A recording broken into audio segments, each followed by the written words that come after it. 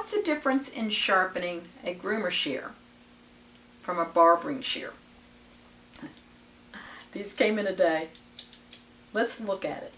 What do you think these are?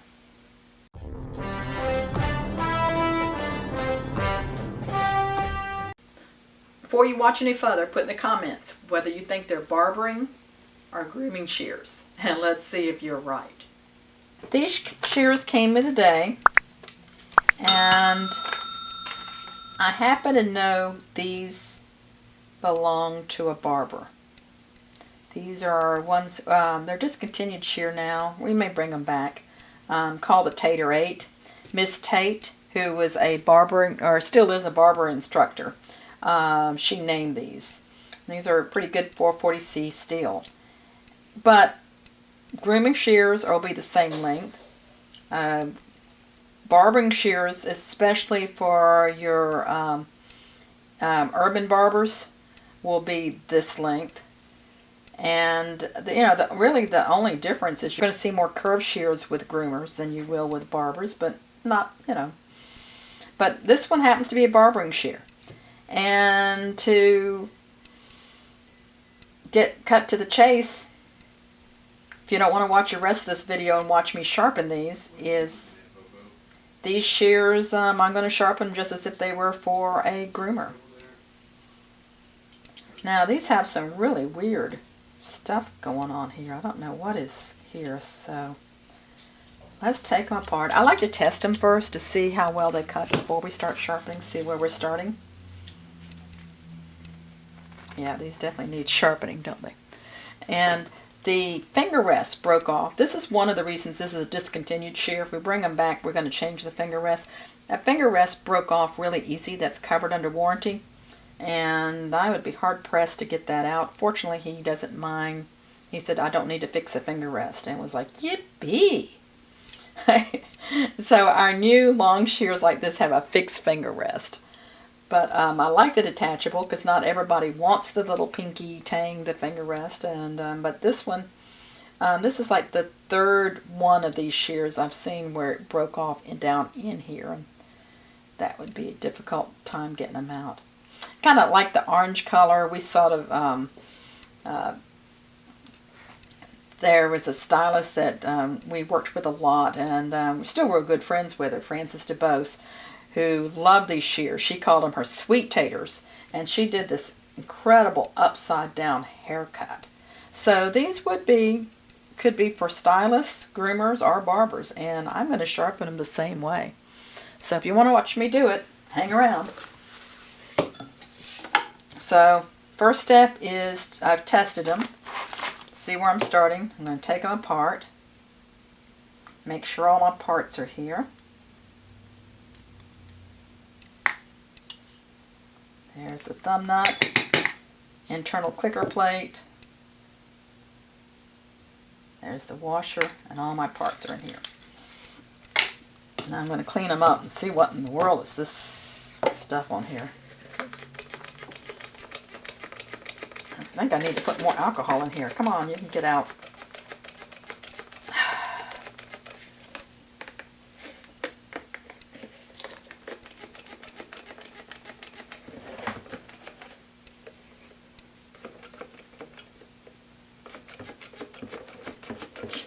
There we go.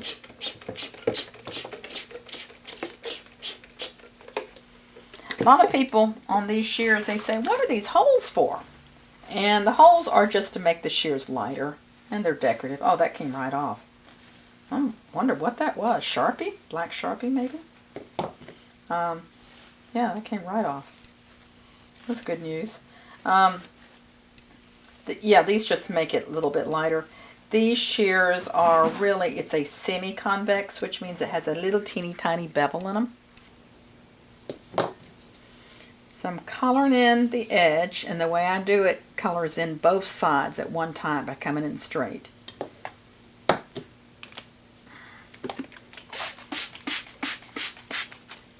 .2000 grit, nanowa stone, pressure here, up and down.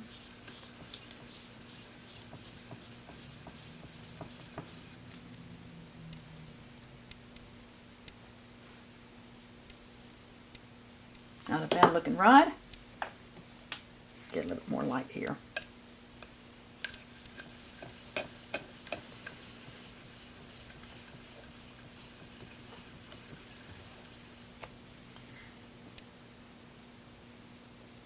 That'll do. Move this over.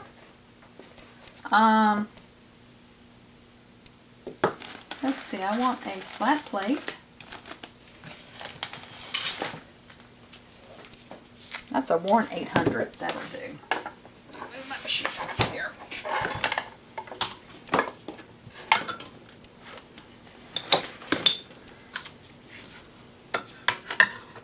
And I may want to do a scratch test. I think these are at 40, which is what my clamp is set at.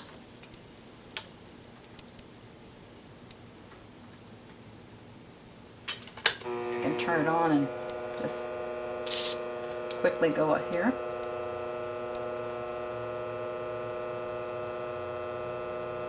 That might be at 45, but I'm going to keep it at 40 anyway.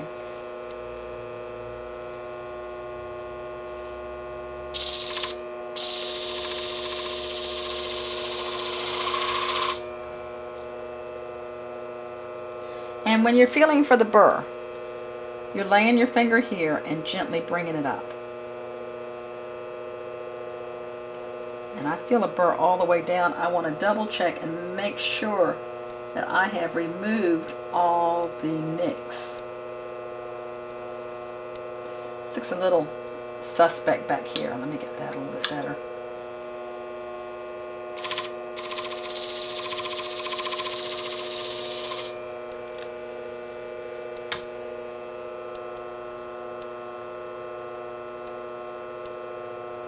You don't have to do a whole lot on these things. I don't need a big old giant burr. The nicks on it were very small.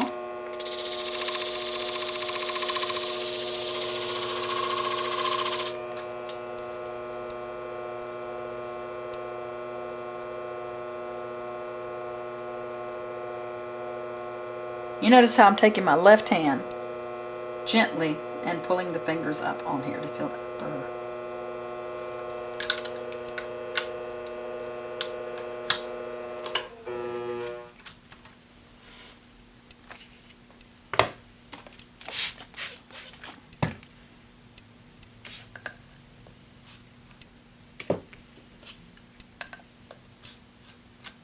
And at 40 degrees and a beveled edge at that, I don't want it really slick and polished.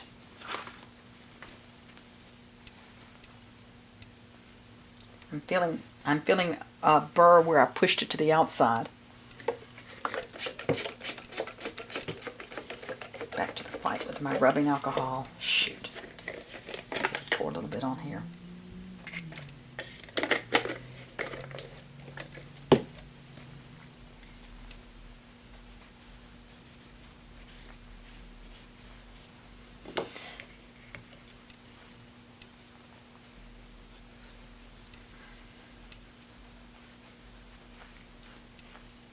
Now I can go back and go slow and gently knock that burr off. Or I can take my nail buffer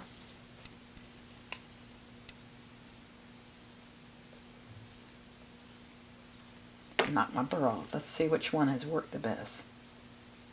Still feeling a little bit right up in here. And a little bit there. So, if anything, the nail buffer worked better. Because all I'm doing is I'm knocking any residual burr off. Yeah, that feels good.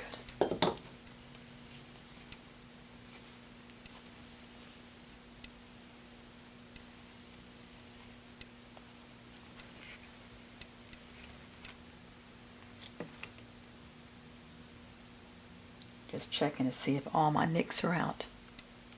That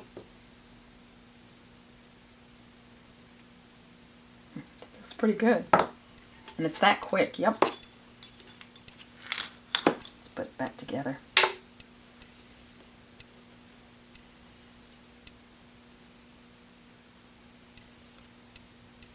can clean these screws. Now, I talk about the square peg goes in the round hole.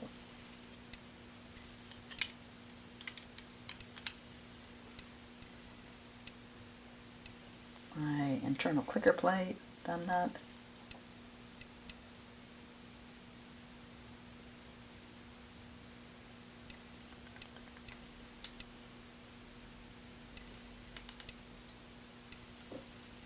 And whether these are groomer, barber, or stylists, I would sharpen them the same way. Now I'm cutting, before I close them, I'm cutting them on a dry tissue. That way, if there was any burr left behind, it'll cut off without me, without damaging the other side. Now I'm checking the adjustment.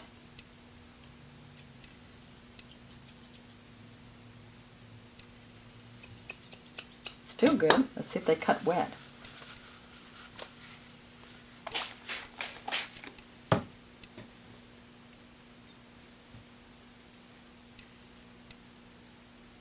Pulling my thumb out, least pressure possible.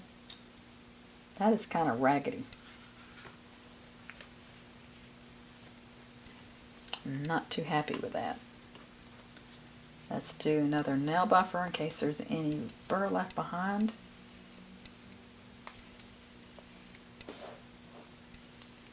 Let's try the wet again. On a beveled edge, if it doesn't cut wet, it's okay, but I would prefer it to cut wet. That's still raggedy. I'm going to go back and hit it on here.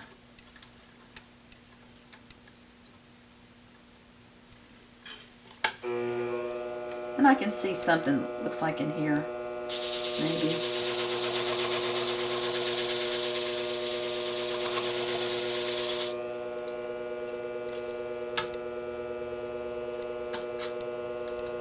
And I'm not doing any rock on my clamp. I didn't tighten it down, but I'm just holding it there at the lowest angle.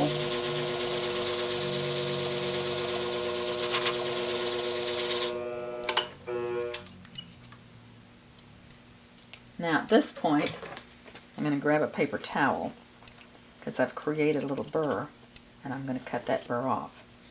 Maybe about 3 snips. Back to my wet tissue.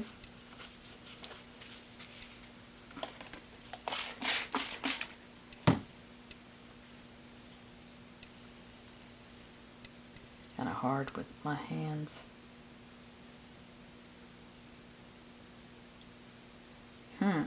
Still not happy with it. One more click of the pivot screw. Kind of hard to feel the adjustment on something that's this heavy.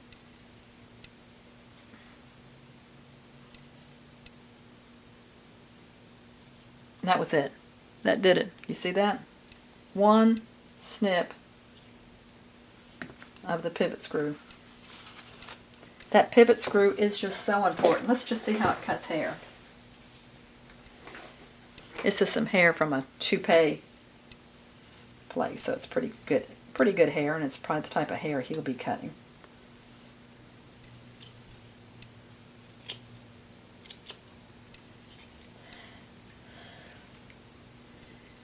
That looks pretty good. I think he's going to be happy with these. Put a little oil on them, and we will send them back.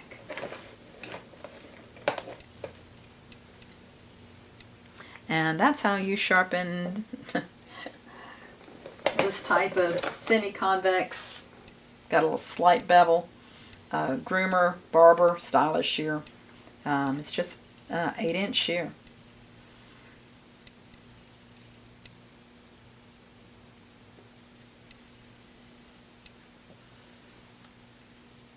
If you like that, let me know.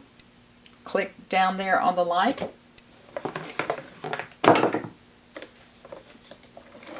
And that'll encourage me to do more videos about sharpening, barbering scissors, and